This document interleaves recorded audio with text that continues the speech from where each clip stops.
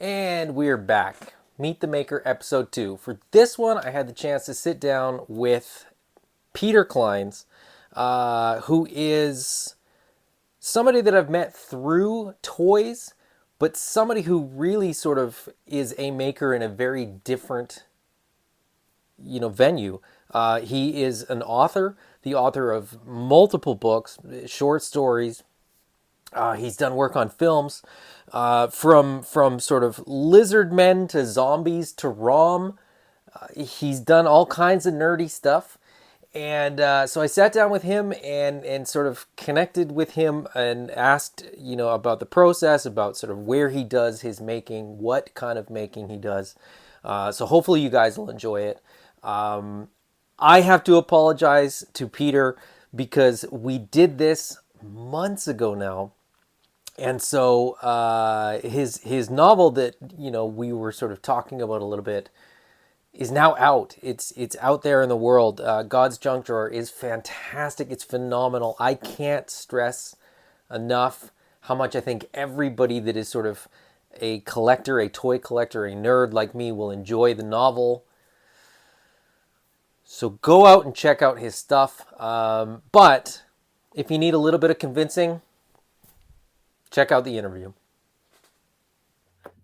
Peter, awesome to have you today. What's going on? How's Hey, things? things are good. Things are a little nerve wracking. Book coming as we're recording this. Book comes out in a little less than 2 weeks. No anxiety at all. Uh, Why don't you tell everybody who you are? all right. Hi, I am Peter Clines.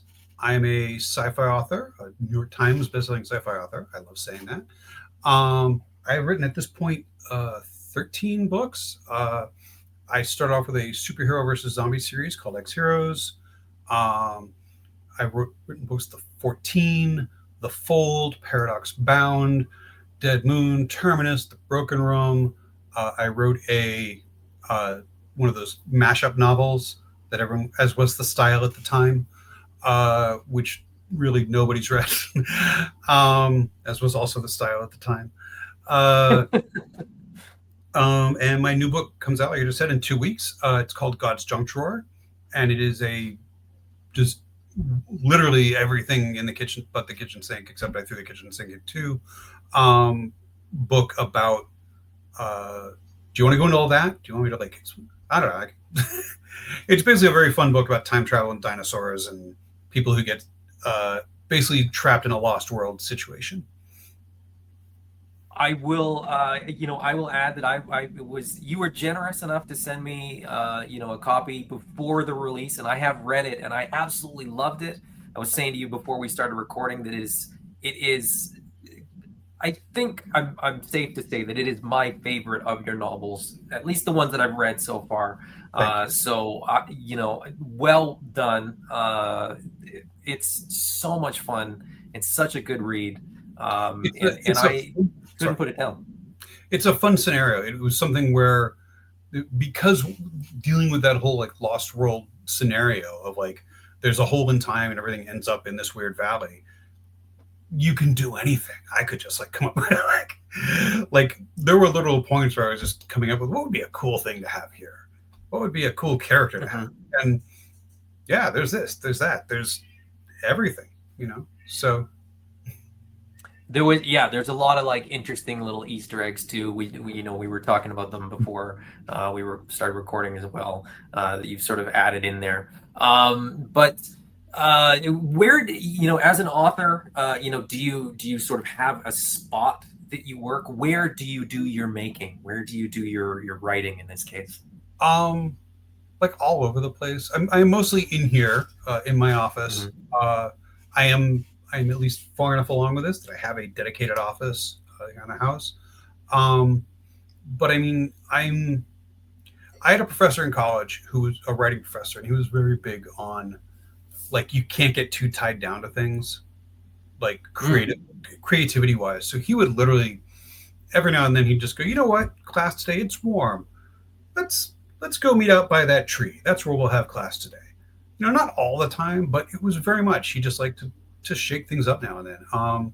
So a lot of times I'll be writing here. Sometimes I will be out on the deck with a yellow legal pad and just scribbling. Sometimes I'll go to a coffee shop and just sit down and, depending, I'll type, I'll do whatever. I wrote 3 chapters of one book at the dentist while my girlfriend was actually getting work done on her teeth. So um, I I just kind of work anywhere. When it comes down to it, I'm here, But for so much of the early stuff, I will do things all over the place.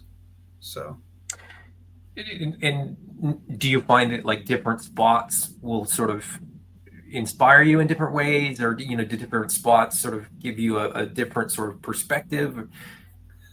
I I don't know if I'd say inspire really, since that word can have a lot of baggage on it. Um, Sure, yeah. but I do think I'm a big believer that your brain works a lot like any other muscle in your body. Even though your brain's not a muscle, I know, thanks. But um, that if you keep doing the same thing, a lot of other things are going to atrophy. And so Mm-hmm.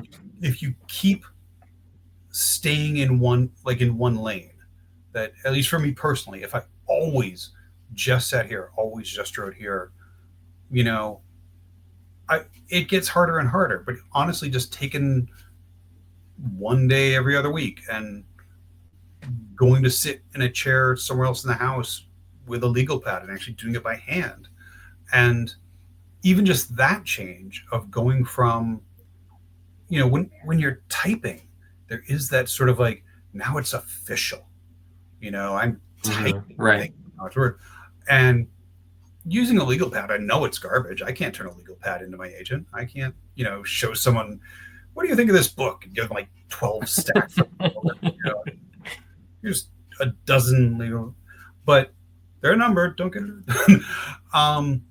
So the legal pad is just kind of freeing in and of itself, that just, I can write, and I have, I can write whole pages and just put an X through it. It's like, Right. that's all garbage. I don't know why I wrote that.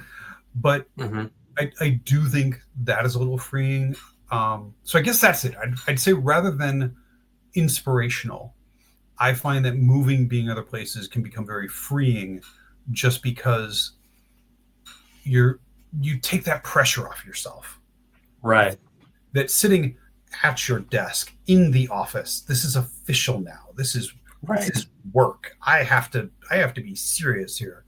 And yeah, obviously I write here, and there's a lot of stuff I do here, and I goof off here and everything.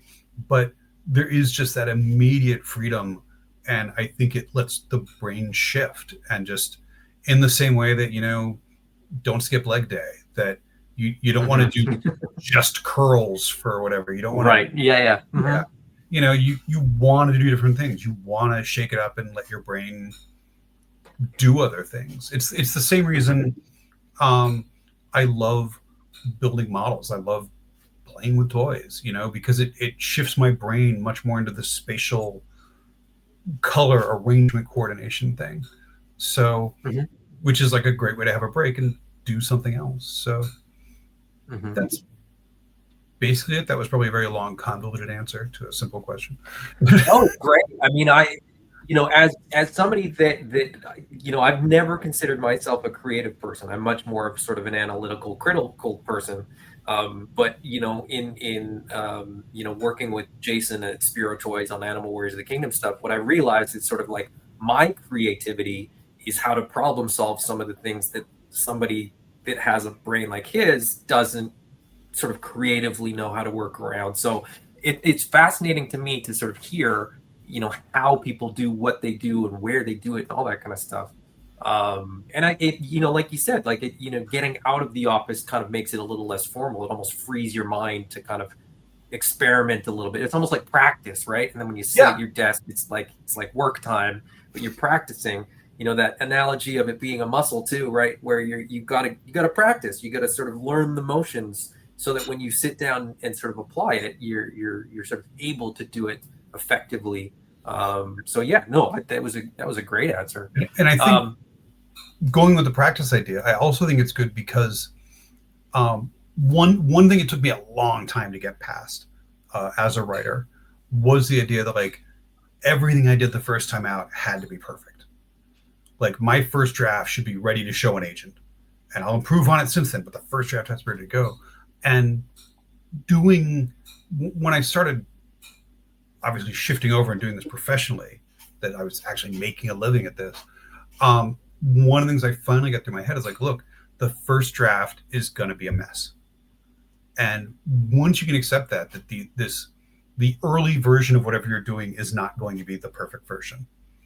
And I think I'm guessing a lot of creative people in many places, in many fields have this same thing. You see Bob Ross and he starts painting, and first 10 minutes of that show, it's like, what the hell is he doing? It's just right. blue and black, and what is that smear over there? And and then it doesn't look like anything. Yeah, exactly. And then he starts refining it and adding the details and saying, holy crap, that's like a babbling creek right there, and those trees and that mountain, and you're never quite clear, like at what point did it shift that it went from this messy thing to something refined. And I think all art goes through that. And I think because, like I was just saying, when you type, there's that sort of finality to it. Like I've put a word down, and I think it takes a while for some folks to realize, like, it's okay. You can put a different word. You can erase that one later.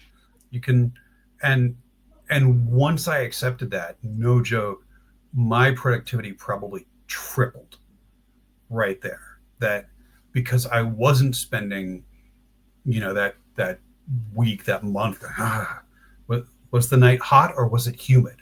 Well, could it be both? Could it be both? Could it be sultry? It's just night was hot. Moving on, and I'll figure it out later. Right.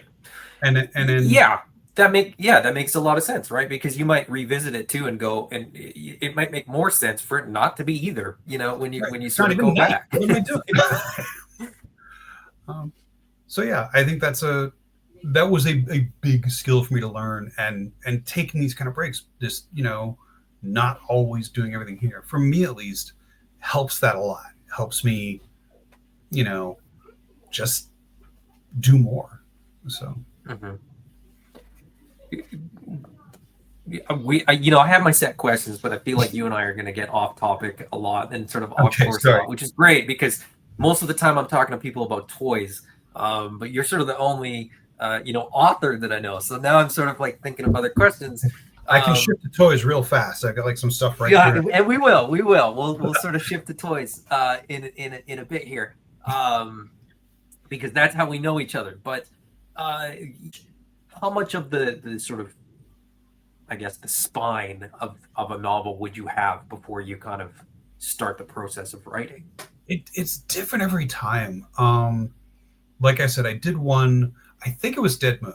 I think Dead Moon, I had like 25, 30 page outline for. But then my first book, 14, my first big book, I had like a page and a half of notes, and that was it. And I just dove in. I've read 14, and that blows my mind because there's so many twists and turns and little details that have to work perfectly for sort of other things to work. But see, is that in editing? Is that how that? Some of it, yeah. Some of it just happens in the writing. The big trick of it is you're only seeing the finished product. Right. Like I had my latest published book, not the one that's coming out in 2 weeks, but I have a book called The Broken Room, and I saw someone basically call it competence porn, because the whole idea is the main character, Hector, basically knows how to interact with the world. He's a very retired, off the grid guy, but when it comes to it, he goes in, he knows just how to manipulate people, just how to make this happen. And when fights start happening, he knows just how all those are going to go. And a friend of mine from college actually wrote to me kind of baffled, like, where did you learn how to do all this stuff? And I'm like, well, that's the trick of it, is of course I'm writing the book. It's all going to work for him. It's right. Yes. It's not like he's going to try something. Whoops, that didn't. And so like for some of it, it's just, it looks cool in the final draft, Right. When you pick up the book, and sometimes it's easy to forget that, like, yes, there are all these twists and turns and little hidden things and reveals, but I got to set them all up. It's not like, Right. and then revise them and then go through and polish that and take out that. I mean, 14, uh, again, this is a great example. In the end, I had to cut, I think, 25,000 words out of it, like a Wow. sizable chunk of the book, because it was with a small press.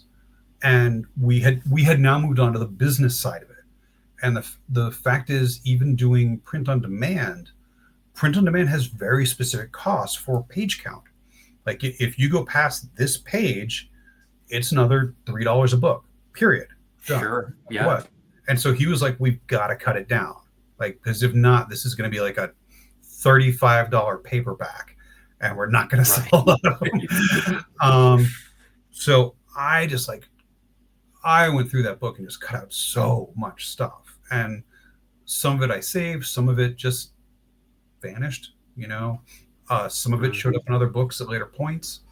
But again, it is just sort of the nature of the job. You're going to do this amount of work, and then you're going to come back and edit it yourself.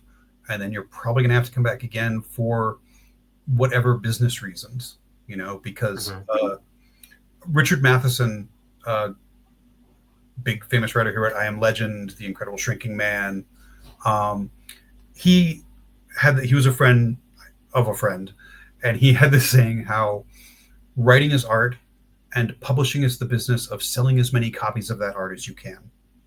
Mm-hmm. And most of the successful writers I know understand that we're going to have, and it is the same with toys, it's the same with everything, that there is the art side of it where, okay, this is everything I want to do, and this is that, and get the reality of, okay, if I want this to go out into the world, this is going to need to happen, and so there'll be more cuts, there will be some other tweaks, and it's very rarely just arbitrary stuff. You're still trying to hold on to as much of that artistic vision as you can.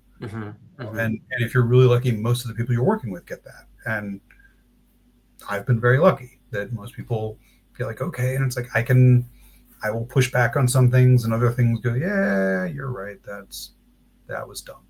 Then so now, you've mentioned how you've sort of gotten to where you are now in terms of the process. You've sort of mentioned one of your college writing professors. How did you get into writing? Did you kind of, like, as a 9-year-old boy, were you like, this is what I'm gonna, were you one kid goes, I'm gonna be a firefighter, and you were like, I'm gonna write science fiction novels? I was 6, actually. Okay. It sounds like such a stupid hack thing, because you always see, like, the pretentious people saying, I was always a writer, from a young age. But the truth is, like, one of my earliest memories, so when I was a kid, and I think your audience will appreciate this, I basically, like, was in the mid 70s was basically my childhood. Like, I hit my teens in, like, 82. So, like, basically Star Wars, Micronauts, Shogun Warriors. And one of the key things I remember was I had inherited I had an uncle who was not much older than me. My mom's, like, littlest brother was only, like, 6 years older than me. So I inherited a bunch of his toys, which a lot of them were old-fashioned big G.I. Joes. And I was there essentially when that line of the old classic G.I. Joes had hit that turning point of the world is changing and we are trying to go more sci-fi now. Yeah. And that's when they had, like, Mike Power and Bullet Man and the Invaders, like the weird little alien bodybuilder guys. And I remember sitting at the beach, and I had sprained my ankle, so I was the kid who had to, like, sit there with the adults while all the other, like, right, and got to play in the water. And a friend's dad was basically just entertaining me, and I started telling him this whole story about how G.I. Joe, the invaders were invading, and G.I. Joe and Bullet Man and Mike Power were fighting them off, and did all that. And he just kind of kept nodding and saying, okay. But I remember that, like, the first time, like, sort of getting to to tell a story like this. Later on, when Star Wars became much more of a thing, I had the Death Star playset, and I basically turned it into this diorama where every day I had figures posed all over it, and I would advance the plot. So every day I would move everyone a little bit, and this person would go over here and that. And then at night, as I was getting tucked in, I would explain to my mother what had changed. And okay, so now this person's going here and that person's going there. And this all essentially built up to when I was 11, I made my first comic book submission to Marvel Comics. And it was garbage and it got rejected. But Jim Shooter actually sent me my first rejection letter ever. I was going to say, did you get the Marvel letterhead with I got the Marvel. I still have it. The Marvel letterhead with the big red and blue Spider-Man on it. And yeah. And it was just, and the thing that was great, and I did not realize how great until much later, was he just sent a rejection. He did not talk down to a little kid. He didn't trying to just blow me off. He responded to it like a rejection letter and got, I don't think this is for us. You should work on that a little more. You need to address this. You should, but try again, keep at it. You've got potential. And so I think I probably sent him over the next couple of years, 4 or 5 more just horrible X-Men stories and Spider-Man stories and New Mutant stories. That so many things wrong with all of them on so many levels. And then Tom DeFalco took over as editor-in-chief. And so I just started sending stuff to him. And Tom DeFalco, I sent my first thing to him, and he sent me back this packet. I got back this big manila envelope from him with the Marvel mailing logo on it and everything. And it was him basically saying, all right, you've got potential. You're doing well. Look, here's one of my scripts. You can sort of copy that, learn from that. Here's the Marvel style guide. Here's our basic submission guidelines. And again, I did not realize how special this was at the time. Because I mean, at this point, I'm now 12, 13 years old. Right. And, yeah. And the fact that the editor-in-chief in Marvel is sending me all this information and one of his scripts. So I have an original Marvel script that he just, take that. Yeah. Because it was 81. Who'd want this stuff? Right. What value could this possibly have in the future? Exactly. Yeah. So that was how I got into it. I ended up transitioning more into writing short stories. College, I wrote my awful college novel, as everyone does. I moved to California and then wrote my awful moving to California novel, as everyone does. And then I started working in the film industry. And so, of course, I switched over to screenplays. And through a whole weird thing, what happened was I had this idea, and I stumbled across a magazine article about submitting to I'm dating myself here, but how to submit to Star Trek: The Next Generation. And so I looked up, how do you write a script? How do you write a TV script? I read all their notes on what Star Trek was looking for. And I wrote up a Star Trek script for Next Generation. And it was And I just went, well, I've done it. Okay. And then literally 2 months after this, Deep Space Nine premiered. And I watched 4 or 5 episodes, and I said, you know what? This is an Next Generation script, but I think it would make a very cool Deep Space Nine script. So I rewrote the whole thing, and then I looked up okay, can you submit to Deep Space Nine? And at the time, Deep Space Nine would actually let you basically sign a release form, and anyone could submit to Deep Space Nine. That's great. Random guy in Oklahoma, you wrote a script, just sign this, fill this out, send it in. And so I did, and then I just sort of forgot about it. It was okay, I've done everything I could do. I took this as far as I go. I feel good. And 2 months later, I came home from work and found a message from Ron Moore's assistant that Ron Moore wanted to meet with me and talk about my Deep Space Nine script. Right.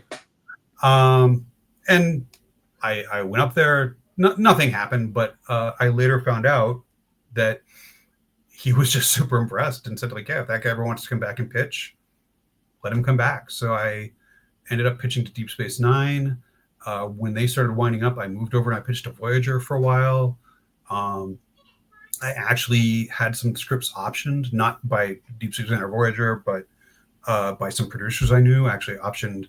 I wrote a superhero martial arts demon possession script that got optioned. And I kept doing this for a while, and it finally all ended. I was on a TV show called The Chronicle that was on Sci-Fi Channel, and I wrote a script for that. And like, here's a little bottle show if we need something. And a bunch of the cast members actually really liked it, and they gave it off to some of the writing staff. But nothing ever happened with it. And at that same point, while we're doing that, I had bought a new computer. And as was the need in the day, was basically spending a weekend like transferring files over like one floppy disk at a time. Right. Like, yeah. Copy this, move to here. Copy this, move to here. And I found that I had that Move to California novel, which I had 300 pages of, and I had never finished it. And I decided, you know what the hell? And I went back and finished that, and then started something else, and then wrote some short stories and actually sold some short stories, which was like, holy. And then I got inspired through a bunch of weird things to write a superheroes fighting zombies book. And I had sold some short stories to this very small press. And the publisher would actually, this was like 2007. The publisher would even have like sort of an open chat night, and everyone would just go hang out and talk online. And one night it was just him and me, and I said, well, I had this idea, and he thought, well, if you actually wrote it, I'd read it. And he confided later that like people bounced ideas off him all the time, and he'd say, well, if you write it, I'll read it. Right. Yeah. Knowing that there's very little danger in him having to actually read someone's terrible book. But I did, and he read it and liked it, and that was my first published novel. So, and I put out 4 books through them, and then an agent stumbled across one of my books and really loved it, and just, this happened, that happened. I got very lucky, is what it came down to. But through him, I ended up getting a 4-book deal with Random House, and follow that up, and here we are, 13 books later. And I'm somehow making a living at this, which still to this day amazes me. Well, I mean, it sounds very much like you just, you had the talent, and everywhere that you sort of ended up, the audience was receptive, and it was just maybe the format. You just had to kind of find the right format for you in a way. Maybe, but I also think there is like, I was learning all along. Like you said, right. Lots of people have talent. Not a lot of people want to refine their talent and polish it. Well, I was, while I was listening to all of that, I was thinking not a lot of people want to have that much rejection and keep going because they're, they have the conviction that this is what I want to do and I'm going to keep doing it, because I need to, So it's kind of one of those things where I think some people go, yeah, I want to be whatever. And then they try it once and somebody goes, this isn't going to work out the way you think it does. And then they go, right. Okay, well, I'll try something else. Yeah. And that's it. I could never think of a point when on some level this was going to be what I did. I mean, I remember in college, I went to school to be a high school teacher, and thinking that I could teach and write books in the summer. But it never occurred to me that like this could be the only thing I would do. So like I always knew I was going to be doing it. It was just a question of like to what extent, what degree, and then right, to hit this very lucky, very fortunate point where this is the only thing I do now. So yeah, but I do think like you were saying about rejection, that all those rejections do help in their way. Right. They help you focus formatting. They help you focus your story, depending on how lucky you are. You might get a rejection that openly tells you, like, this is good, but I've seen this ending 100 times. I've seen this, Right. Yeah. Yeah. and being open to learning from mistake after mistake, because like I tell people, I haven't. One thing that doing this long means is I have gotten to screw up in just about every way you can imagine, and Yep. and Mhm. in multiple formats. Like I can tell you how to screw up screenplays. I can tell you how to screw up comic books. I how to screw up novels. All of it. I've done it all. Yeah. I mean, I have always been of the opinion that you can kind of go two ways with any rejection or with any error or with anything like that. You can either kind of feel bad about yourself and sort of not take anything away from it, or you can sort of say, okay, well, what can I learn from this? How can I change? How can I be better? Sounds like that was what you did. You just kept going, kept Yeah. There's also the taking third option, taking of all the course, that criticism. no one else knows what they're talking about, and I'm a genius. Um, Yes, People that's fall for true. that one too. Um, but yeah, I think I was helped a bit just by the fact that since since it was so far into my life before it occurred to me that I could make money at this. Hmm. Like for the longest time, I just wanted to tell stories. Like all Yeah. these times submitting to comics and stuff, I was never really thinking about selling something to Marvel. I just thought I would get to see a comic book with my name on it, Right. and the idea, I crap. It was actually the night before the that meeting with Ron Moore that I mentioned that it slowly dawned on me. Like, wait a minute, like if they actually bought this, Hmm. that that would be like a significant amount of money. um, and like the thought had never crossed my mind before. Mm-hmm. That Mm-hmm. holy crap, wait a minute, like this, which then became very nerve wracking. Like this meeting tomorrow could change my entire life forever. Hmm.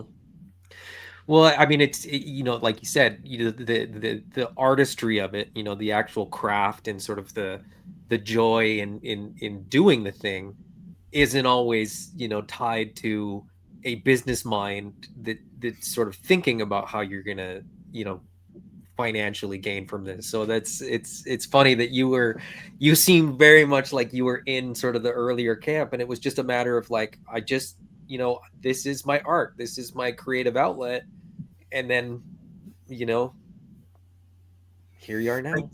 I think, yeah, I think for any creative outlet, I think it has to come from that place of joy first.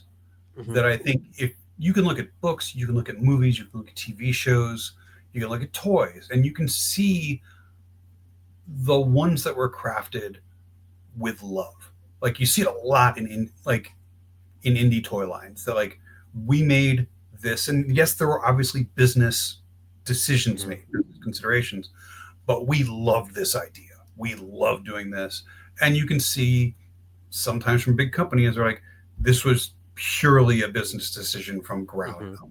You know, we Right. started this. This is a This is focus group that tell us we have to do this. from there. Yeah. Um, so and you can see that sometimes in writing, in movies, in TV Hmm. shows. Um, but I think when anyone has that joy for their art, I think it really shows through. Hmm. That when this is something I wanted to do, I had fun doing. It's you can see it. You can see it on the page. You can see it on the screen. Whatever. Hmm. You mentioned that this was something that from a young age you absolutely sort of decided that you wanted to do. Maybe you didn't have the sort of the sort of concept of this being a career, but um, going back to your childhood, normally I'm asking sort of toy makers and sort of toy folks these questions. So the next question that typically I would ask was, what was your favorite childhood toy? So I'll ask you kind of an A and B. What was your favorite childhood toy, and also what was your favorite childhood book or piece of writing or story? I'll start with the book. Obviously, there were tons of books I loved. I was a big fan of like um, same uncle I mentioned before, I inherited a bunch of Hardy Boys books, I and love Hardy Boys. Yeah. the Three Investigators became like once I got to the school library and found those. Um, but there was this one book that I stumbled across, and uh, it was really weird because I read this book. It's called Stranger from the Depths. It is actually a British sci-fi book that somehow my school library ended up with a paperback copy of it. Um, the school librarian actually got in touch with my mom because I took this book out so many times and just read it again and again and again and again and again and again and again. Um, and like there were books that I had read multiple times as a kid. Um, Mhm. but this at like fifth grade, the librarian's like, I think there might be something wrong with him. There's something. um, it's basically about these kids who are exploring the coast after a storm and find a cave with a prehistoric lizard man in hibernation in it, like in actual suspended animation, like in a pod. And they take him home to their scientist dad, who wakes him up, and they find out that like he was part of this whole civilization that lived underground. Uh, and so it goes from like this weird, like creepy aquatic sea lizard man, amphibious man that we find, to this wildly sci-fi story of this like super advanced lizard man civilization near the center of the earth. um, and I just loved it. It hit so many things for me. Probably the next closest thing that did it, which has been like a long favorite of mine, was Bill Mantlow's comic books, which had like a sci-fi element, a horror movie element, like a magic fantasy element, a superhero element, just all this stuff mashed into this, bizarre storyline about alien sorcerers and cyborg knights from other planets, and I just loved it. I thought it was so great. It was such fertile ground for your imagination to go wild. Right. Yeah. um, Favorite toy? That is a tough one. Because when you're a little kid, like when you're 5, there's your absolute favorite toy, no matter what, and then like 2 years later, your absolute favorite toy, no matter what, is this. Yeah. Right. Yeah. Yeah. So if we wanted to pin down at different points, I could tell you like this Star Wars, this Micronaut, this whatever. I would, if I had to pick, probably the overall one would be I had a Shogun Warrior, one of the big poppy ones that my favorite uncle Martin had given to me, and I just love that thing. My mom could not figure out why this like robot that was like came up to like here on me at the time. Like, Yeah. why did I love this? Like I would put it up on my dresser so it was like looming over me at night when I slept, and she could not figure out like, am I going to give you nightmares? Right. I love that thing to death. It got thrown out at one point. Many years later, I had that thing like into college. And just recently, it's actually right here. I stumbled across one on eBay. That was a mess, but I decided, what the hell? I talked to the seller about it and got it. And I'm actually in the process of restoring it and putting it back together and turning it back into it. It's not the one I had, because I also think there is that sort of sentimentality of, Yes. I got another one of these, but it's not the one. It's not that one. It's not mine. Right. Yeah. Like you can find another Yoda, you can find another Stormtrooper, but it's not your Stormtrooper. It's not the one I got from Uncle Marty. But it's a nice reminder of that one. It's a placeholder. It's like a selfie, basically, a little physical selfie reminding me of those ones. So very, very cool. A little bit about your sort of output. What was the first? What was you? I think you've probably mentioned it already. But what was the first published piece of writing that you had, or first novel, I guess, But what do or you want? or Because I had some short stories come out. Mhm. My very first published, someone gave me money for it thing was a weird little story called The Hat Box, which is basically about a Victorian doctor who finds a zombie and is like, it's basically written during that whole time of like, doctors have to have grave diggers go steal bodies for them so they can cut them up. And basically the grave diggers come back one night like, okay, so this is weird. Look what we found. This woman's still moving. We don't know why. Mhm. And so it is all about this guy who basically decides he's going to figure out what makes zombies work. Mhm. And in the process, inadvertently starts like a minor zombie apocalypse. So that was the first thing I ever sold for cash monies, $5, which I was so utterly thrilled with at the time that it was like the one. It was the biggest validation I'd ever gotten. You know Right. that someone is willing to give me cash for something I made up.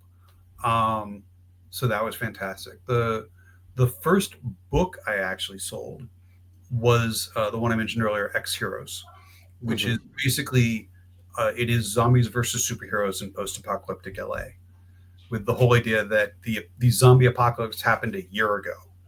Yeah. The surviving zombies or the surviving heroes have gathered up the surviving humans and are trying to just keep people alive. And they basically like turned a film studio into their little walled off fortress, and they're you know trying to keep people alive and trying to deal with other threats that pop up. Um, and yeah, that was the first thing I ever got. Um, that was the first time I remember I went to a horror convention for the first time. The second one had come out like 2 months earlier, and I was at a horror convention, uh, and somebody was talking with a friend of mine, and halfway through, he just said, "Oh, this is Peter Clines. He wrote like the X Heroes book," and the guy's face just went completely blank, and he's like, "You're Peter Clines?" I'd like never like, yes, why? Do I owe you money? What? No. Right. um, and it was just like a baffling thing that suddenly like people I have never met know me. So Right. Hmm. It's yeah, that's a weird moment, I would imagine, it to is sort like of. I mean, I think it happens a lot more now in the now that we have full on entered the age of social media and all this sort of stuff. But this was like Sure, yeah. just early enough that like the the idea of being a recognizable name author was weird as hell to me. Like even though I had sold 3 books at this point, but even so, it was like what? Yeah, that's a trip. That's cool. If anybody wants a sort of good introduction to a lot of themes that reoccur in your writing, X Heroes is a good spot. And now that I hear that your first short story that you sold was zombies as well, I'm like, that's on brand. So yeah, you're. It was that was I like started off that at the time zombies were like the big thing. So my first 2 short stories I sold were zombie stories, and then actually a Cthulhu story um, called "The Long Deep Dream" about a noir detective who comes to find out he's essentially a Lovecraft story. um, and then yeah, but at the time, like that's what everyone was doing. So, and it was actually really neat because the small press I was with specialized in that sort of post-apocalyptic zombie stuff. They put out a ton of zombie books at the time. Um, when I got that 4 book deal I mentioned with Random House, they wanted the X Heroes books, so we took them over to Random House, and but one of their big things was they actually wanted to turn it into a superhero series, just like through marketing, like the way we're going to redo the covers differently, we're going to do this, and they wanted to emphasize the superhero aspect of it. Mm-hmm. So, yeah, it's just it seems weird that like I started off with like all zombie stuff, but at the time it was sort of like the easiest point of entry. Right. And I mean, it's not like I was going for the easy thing. I like writing weird, creepy zombie stories. You know, I've never thought of myself as a horror writer, but I think I'm very horror adjacent with a lot of Yeah. stuff. Mm-hmm. And that's kind of what that was. That just you'll buy a zombie story, I will write a zombie story. Actually, if I remember correctly, actually the Hat Box, the one about the Victorian doctor, I had actually written it for a zombie anthology I'd heard of that was basically wanted to have historical zombie stories. So I wrote this whole story and loved it, and then was rereading the fine print and found out like they didn't want any stories set before 1900. And I was like, oh, so I wrote this for nothing. Uh, and I tried to write something else for that collection and just never went anywhere. But I still love that story and submitted it later to an online horror journal, and they loved it. And they're like, holy crap, this is great. We'll take it. So.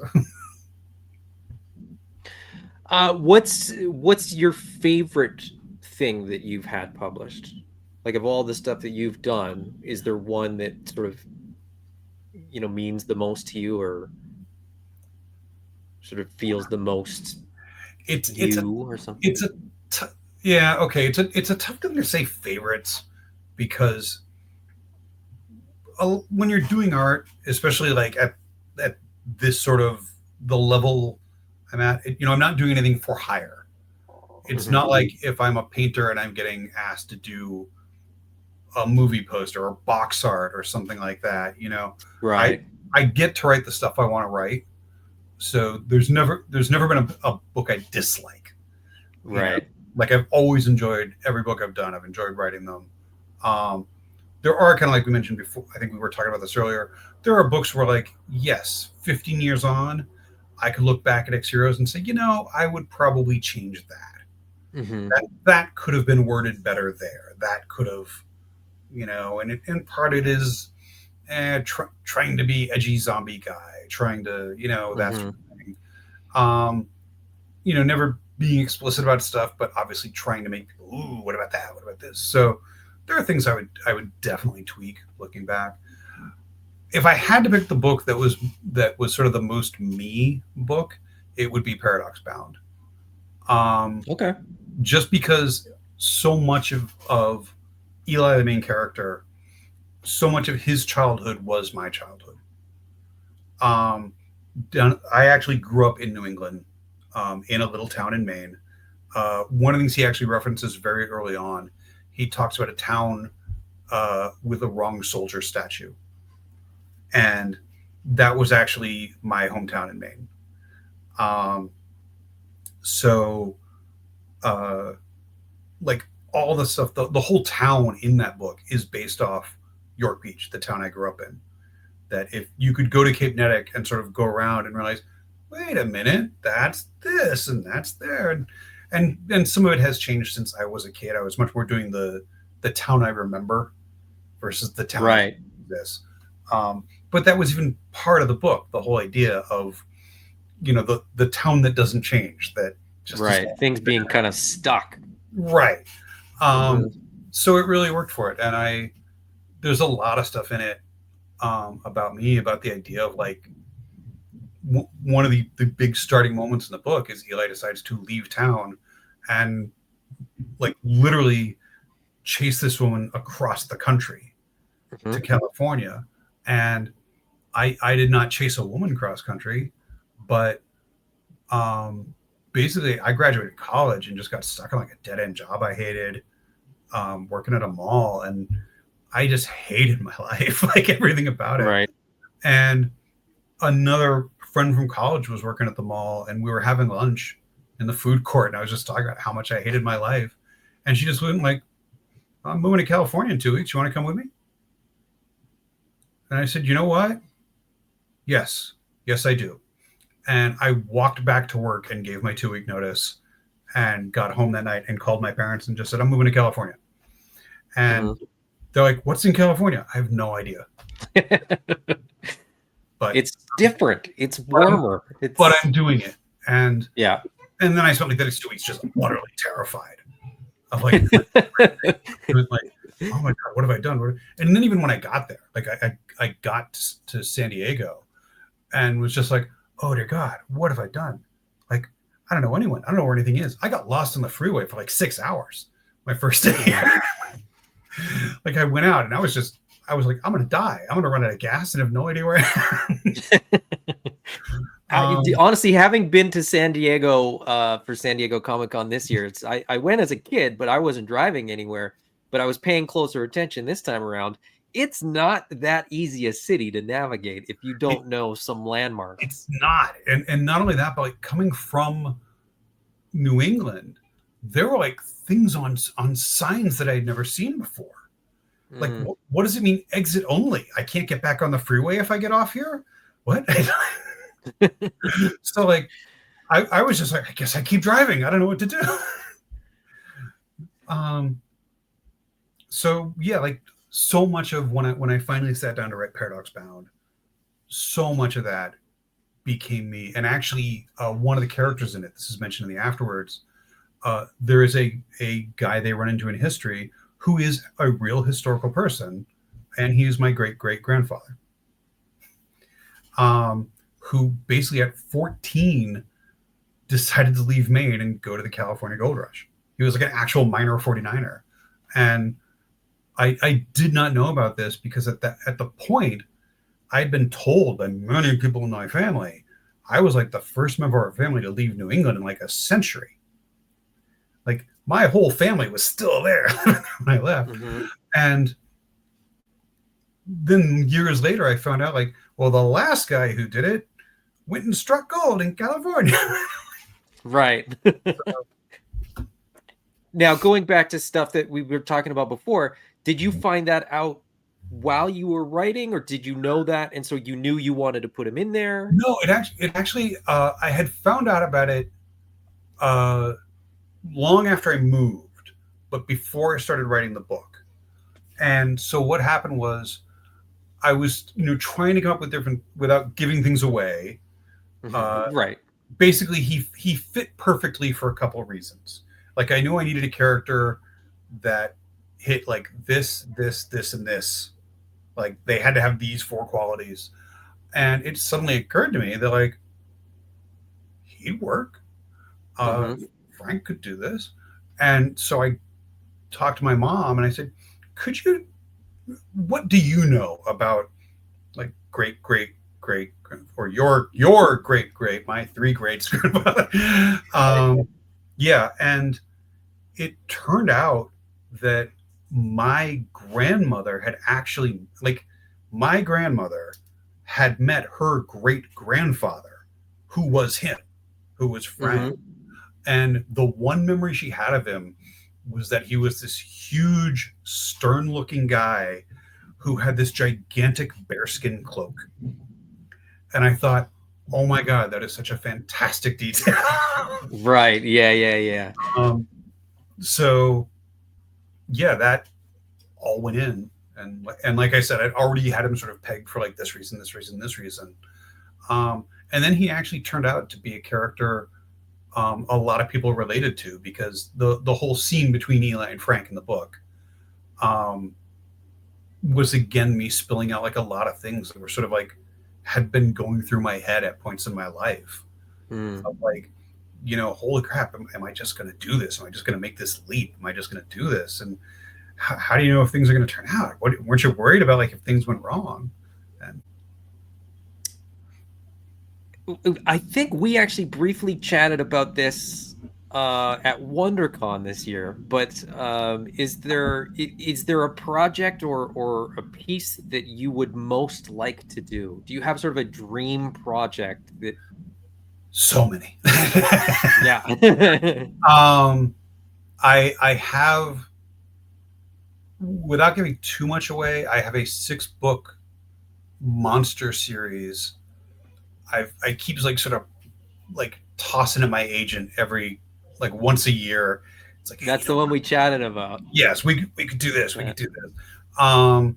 And he always goes out and sort of tests the water for it, and I'm kind of like, test harder, test harder. So if I got to do that, it would be great. And I do really think like this is a good time for it, and I might actually be in a position where I might get to start it. But I will probably know about that like early next year, maybe. I mean, technically, I've already started it. I've already written the first book. Right. Because I had finished The Broken Realm, my book that came out a couple of years ago, and told my agent at that point, it's like, look, I've got to at least sit down and write the first draft of this. Like, I have this in my head. I want to do this so bad. And I understand if we can't do anything else with it right away, but I got to write this. So I took like 2.5 months and wrote this big, extensive, weird Western first draft that starts off the whole thing.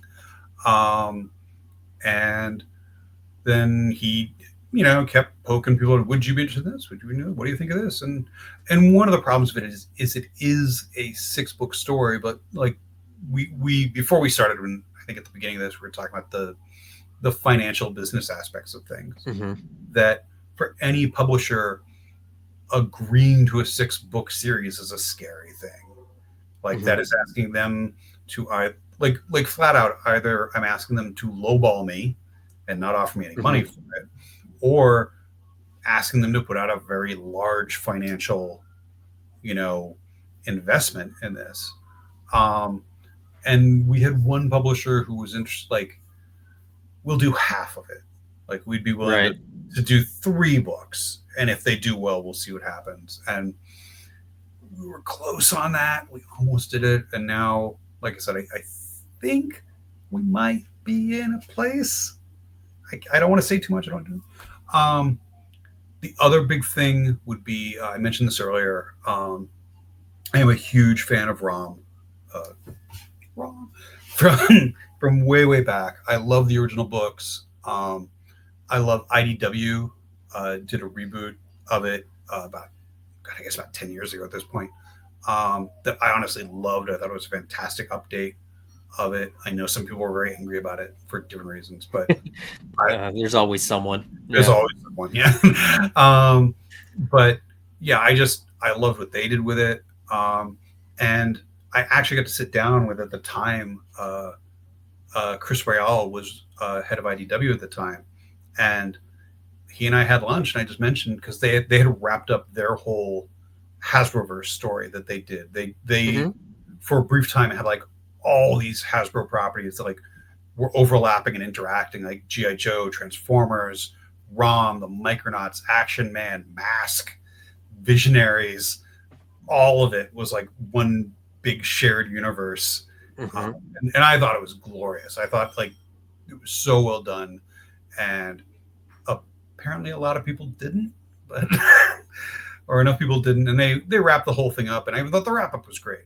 But he and I had lunch a while after that, and I was like, if you ever decided you want to do another ROM book, I have ideas. And then later, like IDW basically lost most of their Hasbro licenses. And I've hinted, to folks I know at Skybound, that if you guys ever wanted to do ROM, I got ideas. And even when I saw people arguing for Marvel, and let's face it, there's so many reasons you could not do ROM again at Marvel. Like trying to make it, trying to explain why there was this complete absence of ROM for 30 years. And I figured out, like, okay, look, Marvel, if you want to hire me to do ROM, I have ideas. I could do it. But that would probably be my other dream project, would to sit down. I know I literally could tell you, we could sit down and I could walk you through the first 12 issues if I got to do it from scratch, of like, so we do this, and this, and this, and this, which ends at this. Then we have this. So That'd be awesome. I would read it. I mean, I know of Rom as like not somebody that read it, but I know of Rom because I know the people that did read it are absolutely like enthralled with it, and like a lot of people are really passionate about Rom, and then it's everybody else is like, who? yeah, it's a weird thing because I'm also very aware that it is like this sort of niche fandom. One thing I saw recently, I saw a lot of people talking about is people have been talking about Tron a lot lately Mm-hmm. with the current HasLab that's going on, with the new figures coming out, and it has sparked a big debate of how big is the Tron fandom, you know, Mm-hmm. like, and I think it's one of those things that there's a lot of people who like this thing and like it passionately, but let's be honest, like we're on a demographic, we're getting older, that Mm-hmm. we have houses, we got mortgage payments, we got car repairs, we have kids, we some of us are dying off out of our generation, you know, Mm-hmm. and we're hitting that point where we're starting to die at a faster rate. Right. Yeah. Which is morbid, but it's true. And Mm-hmm. so the audience for this thing that had a small audience to start with, like I really think if you went back Right. and looked at it, Rom was never the number one book at Marvel at no point. Mm-hmm. It was never the number 10 book at Marvel at any point. Um, and even though, like, yeah, comics sold a lot more back then, but just it was still a very small niche book, you know, Mm-hmm. Yeah. and has only become sort of more niche. Like you said, it's got a dedicated, passionate fandom. I am one of them. Um, but I understand there's a business side to this. Sure. If it was up to me, there would have been like 10 Space Knight HasLabs at this point. And I would, like, Hasbro would have made like Space Knights from the original series, from the IDW series. I want this monster, this giant robot, this, like, all these, everything he encountered. I want it. But that's, and I totally understand why they don't do it. That it's a stretch that ultimately any of these things, comics, toys, someone is counting the beans and saying, Mm-hmm. how many of these will we really move? So who knows? Well, it's been an absolute pleasure. I feel like we could go on for hours. I feel like I still have more questions, but I feel like they would sort of start veering very much towards, my personal preferences and my personal, like, well, what about this? So we'll wrap it up here, and then Okay, hopefully we can we can get together again and chat. We'll talk toys, we'll talk more books and stuff like that. But I would love that. Peter, it's been an absolute pleasure. Thank you for joining me today. Thanks so much for Um, having me. all I can do is sort of suggest to people. Most people watching this are probably sort of toy collectors first, and reading might have been something they left behind, when they left school behind. But honestly, pick up one of the X Heroes novels or any one of Peter Clines novels, and you will not be disappointed. They're fantastic. Any parting words? Anything else you'd like to share with folks? New book, God's Junk Drawer, comes out November 11th. It's got dinosaurs, it's got robots, it has a cat in it, but not this cat. um, yeah, that's check that out. Make my publisher happy and show them that they were right to invest in me. So It's awesome. I second that. If you want to get a little bit more invested time wise, God's Junk Drawer is fantastic. You will not be disappointed reading that book. Yeah, it's fantastic. Thank you, Peter. It's been an absolute pleasure. cool. Thank you again.